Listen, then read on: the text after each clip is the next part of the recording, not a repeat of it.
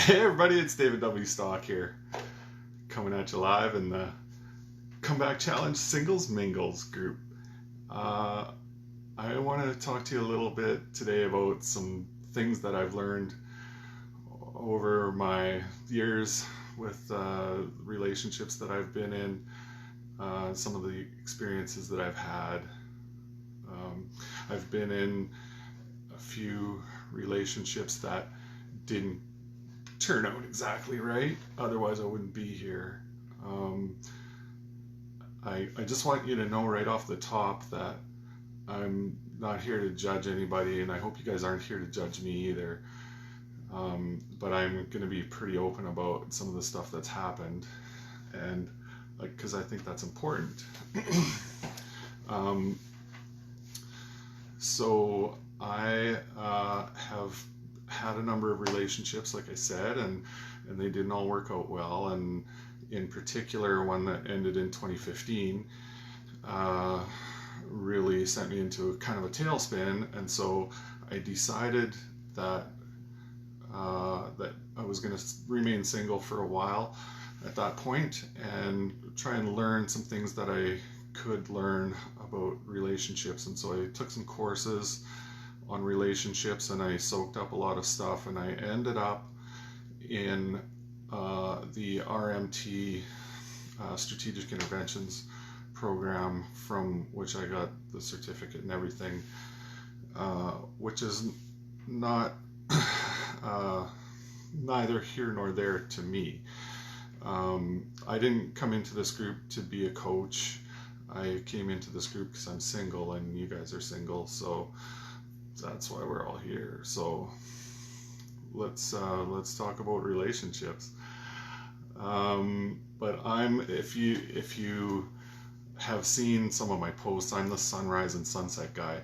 I have a lot of meaning around sunsets and sunrises. My brain has been kind of rewired to experience gratitude every time I see one. A lot of gratitude that stacks, so it's really important to me. And I've even written about it. But because gratitude, to me, gratitude is the cure. That's kind of my tagline. I'm thinking about getting t-shirts made with gratitude is the cure on it. If you guys want a t-shirt, reach out. I just had that idea quite recently. It's that important to me. So I want to know from you guys, what is your goal when you're in your relationships? Yeah, like are you actually looking for the last relationship that you're ever going to be in, the last intimate relationship? And so I hear the question a lot, why am I single? And I don't think that's the right question to ask. I'm big on questions. So whenever someone asks a question, I usually question the question. But to me, the question is not why am I single, but the question, if my goal is to end up in the last relationship of my life, then the question has to be, how do I make that happen? Who do I have to become to attract that person, the last relationship of my life? And so that's kind of been my personal mission for the last number of years, to prepare myself for what I believe is the most important relationship in my life. And I have kids, so that's saying a lot. I see a lot. Do you guys go on dating sites? So I've been on a few dating sites, and I see, you have to understand this is from the male perspective, because I don't have a female dating profile, so I don't know what the guys are putting on there, but I see that the women on the dating profiles, a lot of them, when they have kids, they say that my kids come first and you come second. Now, we haven't even met yet, and you're putting this out there that that I'm not going to be the most important thing in your life. And so if that's your belief, like I said, I don't judge anyone for how they feel or what their beliefs are, but I would urge you to consider this. So with me, I don't ever want you to think that my kids aren't important to me, because they are. They're very important to me.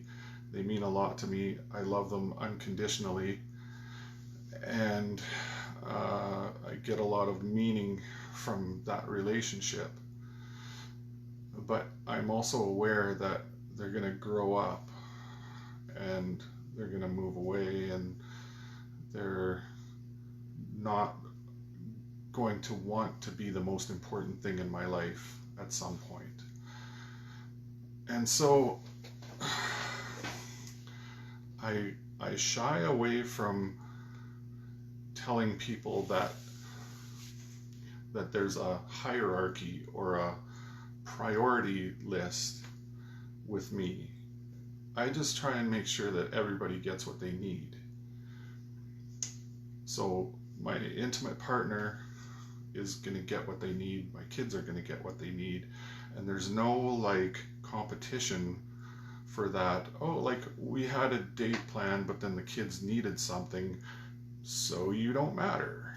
That's not how it works with me. With me, it's whoever needs me the most in that moment gets me first, but then the other person gets me too. So if the date has to be rescheduled, that's what happens. But if my kids need something relatively small from me and my intimate partner has a lot of meaning around this date, then the date is probably going to happen. And my kids are going to get what they need from me after. So to me, it's not really prioritizing. It's giving everything that I can to everyone that I can. It sets up an expectation very early in the relationship if you put that out even on your dating profile before you've even met the person. So I'm personally against doing that, and when I see a woman's dating profile that says that on it, I'm a little bit shy about it, just for that reason, just because I think about it differently. But if your intimate relationship is the most important relationship that you're ever going to have, then it's probably important to prepare yourself for it. It's probably important to become the best person that you can be in order to attract the best person to have that relationship with. And I would go one step further and say that there's probably another relationship that's even more important than that. Not your kids, not your intimate partner, but you. And so your intimate relationship with yourself, such as it is, your relationship with yourself is the most important relationship by far. I believe that we all have something great to give that most of us aren't giving, and so that's why that preparation is important. But if you're thinking about getting into a relationship and you're already in a toxic relationship with yourself, there's gonna be problems. So we want to make sure that the relationship with ourselves is healed and healthy and strong, just like we want our intimate relationship to be. So how is your relationship with yourself? I ask myself this quite a bit, how I'm trying to become more aware of it. At least it's a very subconscious thing that happens, this relationship with yourself. the negative self-talk that happens automatically every day with most people would horrify you if you knew that it was happening. I spoke to a fellow the other day that puked negativity. 20 years of built up, resentment and negativity, mostly about himself. And it's one of the most unattractive things I've ever seen in my life. Not that I would have been attracted to him anyways, because I'm a guy, but... So how is your relationship with yourself, and how is your... It's important to become aware when you're saying things to yourself, and I know that can be difficult when 80% of your day probably is run by your subconscious and 20% by your conscious, and you need that 20% for other things. But as you become more aware of it, and also as you use your conscious mind more, it becomes stronger too. So negative self-talk is a big, big thing. Stacking, the negative stacking can really, really add up. Puts a lot of weight on your shoulders over time. And I would urge you, if you have a minute right now, to just put your bags down for a second. This is what we mean by baggage, emotional baggage. Just put your bags down for a second. And if you can think about what I like to do is I like to go, I'm always remembering the fights that I had with one of my ex-partners. And so I used to do it, it was a subconscious thing, and it was just part of that stacking, and I would just go back into that moment and experience it again. But now I do it for a different reason. I do it because I want to find out why I was in that fight in the first place. And how did I get hurt in that fight in the first place? Because when you're in the fight, and when things really start to get out of control is when you've both hurt each other. When one of you hurts the other one, then you hurt back, and it just becomes a whole thing.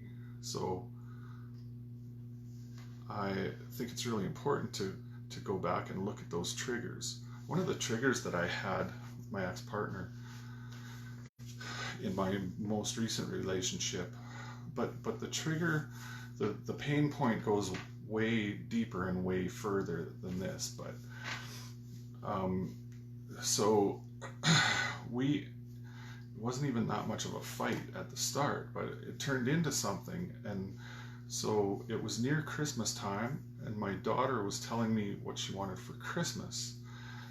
And my partner, so I said she wanted some stuff for her graduation, because she graduated this year. She wanted like a jacket or whatever. And so I said to her, this, like, your grad stuff is not Christmas, okay? Like, I'm trying to get down to what you want for Christmas and how I can make that happen. So we'll talk about grad stuff on another time. Like, grad's not until May.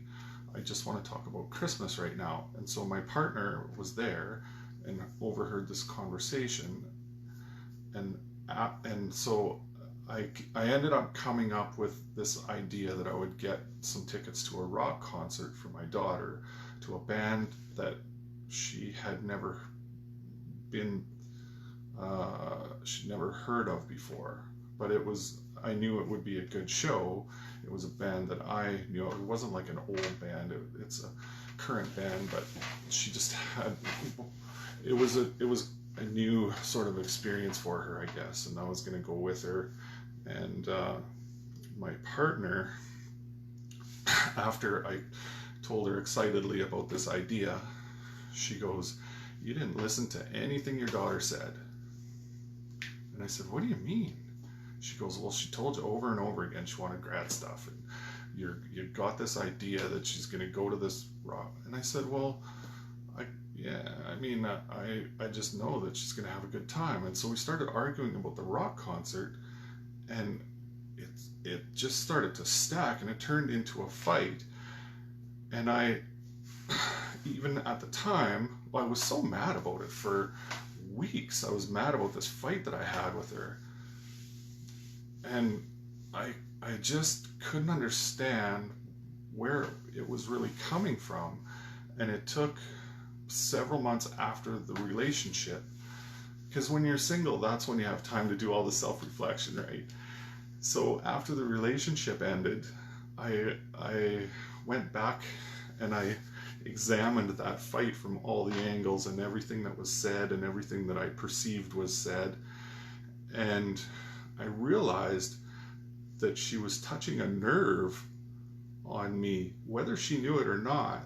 Maybe she did know it and it was intentional, but that's a whole other discussion. The point is, she was rubbing on something that my daughter's mom used to imply and outright say that I wasn't a good dad because, I worked away from home and stuff like that, and I wasn't around and all this stuff. And I have always done everything I could, to be as good of a dad as I could be. But she would say things like that to me to hurt me. And so as I was examining this fight I had with my girlfriend, I realized that was the nerve that she was rubbing on. And I went even deeper into it, and I went all the way back to my childhood. And so it wasn't just that my ex told me that I was a bad dad. It was the whole meaning that I had behind being a good dad. So I'm going to tell you, this is where we start to get real, okay?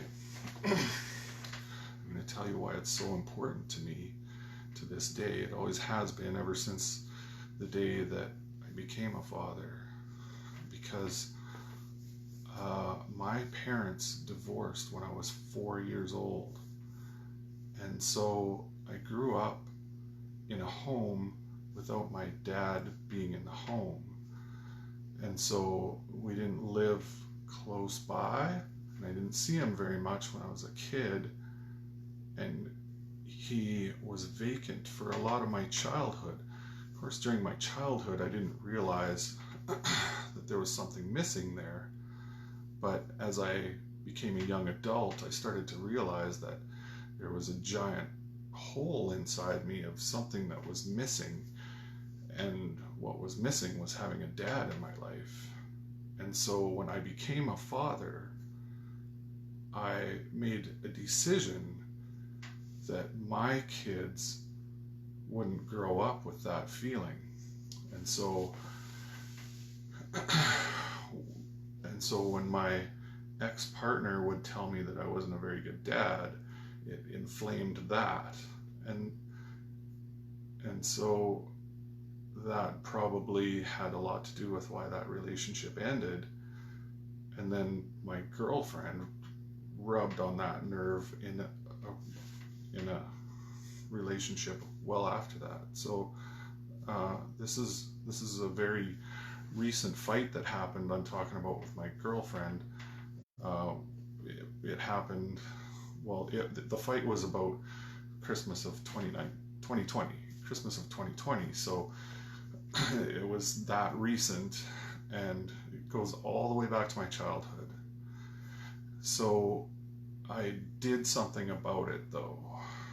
So now I'm single. I'm not with that girlfriend anymore. But I don't want that to affect any of my future relationships. And so I did some meditation and some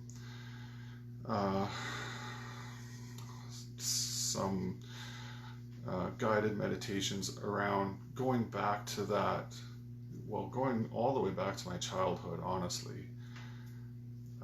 Going back to, forgiving my dad for not being there. Going back to forgiving myself for the choices that I made around supporting my family in the various ways that I could. Forgiving myself for, those decisions that I might have made that maybe I could have made differently. And I went through this whole process, and it didn't happen overnight. It was a number of explorations like that. But today, if anybody tells me that I'm not a good dad, it doesn't trigger me at all. Not in the slightest. I don't get angry about it. It doesn't bother me at all because I know the truth. So that's some of the work that you have to do, that I have to do with myself. I'm doing a new thing in my communication with the world. I'm trying not to point the bony finger of judgment at the people that I'm talking to. It's not that I don't want a point to come across to you, but I don't want it to come across like you need to do this. I want to share my experiences with you and the things that I have learned, and allow you to get whatever you get out of it. So I'm not attached to whatever you get out of it. I hope you get something out of it. So the triggers, and I know there's more triggers. I still have work to do in that area. That's one that I really worked hard on. And it is hard work. It is hard work. You really have to focus on that one thing. It took me a few days of fairly intense focus to just erase that trigger. It's completely gone. It's like healing a wound.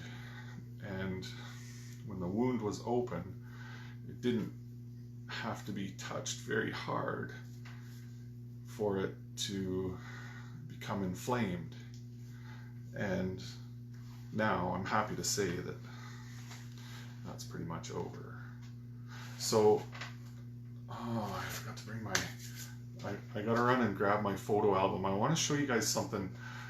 I've never done anything like this before, so this is kind of new, but this goes to the negative self-talk and to the healing of yourself. So just hang on one sec.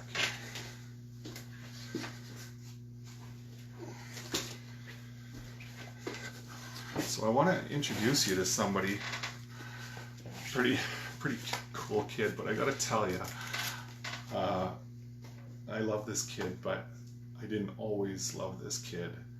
I spent a lot of my adult life saying bad things about this kid, and around everything from his behavior to his looks. But I'm just gonna show you right now. So isn't that a good looking kid right there? So this is every school picture that I had from kindergarten to grade 7, I think. There's a few more there. I got them all. But there was a time in my life when I thought that I was a dorky kid. I thought that, I wasn't good looking, or that I thought I was weak. I thought I was, just all kinds of stuff. And all these things that happen in your childhood, weird things happen. Like one time, so I got to tell you a story about my childhood. So I had this one kid in my class that I sort of butted heads with a lot.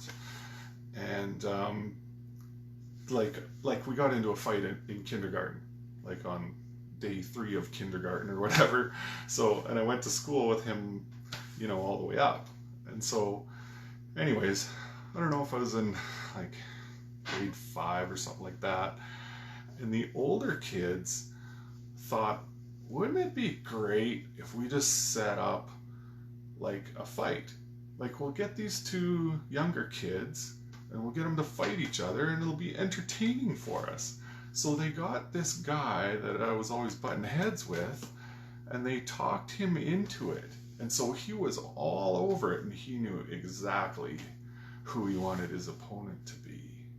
And so he's out on the playground, and all these kids surrounded me, about maybe 6 of them, and this guy that wanted to fight me. And it was the most bizarre experience I've ever been part of, I think. So we had a little tussle, and I didn't win. And after that was over, it was a little bit humiliating. But I want to be clear, the kids that were surrounding us did not get involved in the fight in any way. It just was entertaining for them. It was a horrible thing for them to do, obviously, but so I lost this fight, and I was humiliated and kind of dejected. And I know today, if I could go back and talk to that kid, I'd probably give him a little advice. But what I did instead, because I didn't know any better, was I talked to myself at that age, and I said a lot of stuff like man, you're just not strong enough. You're just not. You're not good at fighting. You're not good at standing up for yourself. All these things, right? And so a lot of that followed me into my adult life, and I didn't even know it. I did not even know it. And it followed me into my relationships too. And so that's a hard thing to admit. But I had my whole adult life, not my whole adult life, but a lot of it, believing that I was kind of dorky and kind of, you know, somebody that you'd want to beat up. And then I got this photo album with all these school pictures in it, and I opened it up one day, and I was like, what? I don't understand. Where is this dorky, like, he's not a bad looking kid, actually. I mean, glasses, but whatever. Like if I ran into that kid on the street today and other kids were like bugging him or whatever, I would talk not to the other kids, but to him, and I'd say, you know, don't worry about them guys. They're assholes. To hell with them. Their opinion doesn't matter. Give me a high five, bro. You know, that's how I would talk to that kid today, and that's me. And I did have to do some work to get to that point. And so I had to go back to those moments and those memories, and I had to view it from a 360-degree angle instead of being in it. So I can see everything that's happening and all the pieces that are there. And I had a lot of hate for some of the people that were involved in that particular incident for a long time. But now I can go back and look at that incident, and I can see that they were just assholes. They were just kids too. Like, they didn't know any better. And so it's a situation that happened. This is the key. It's a situation that happened. It's not me. And so I keep this photo album. I actually keep it out on the coffee table, open to that page. And every time I walk by it, I see that kid, and it makes me smile. I love that kid. I love that kid, and I just love to go back to those memories of those tough times that kid had, and just give him a little pat on the back and go, you know what, you're doing all right. You're doing all right. You just keep doing what you're doing. You're going to be just fine. That is the definition of self-love to me. And it's the most important relationship that I have is with myself.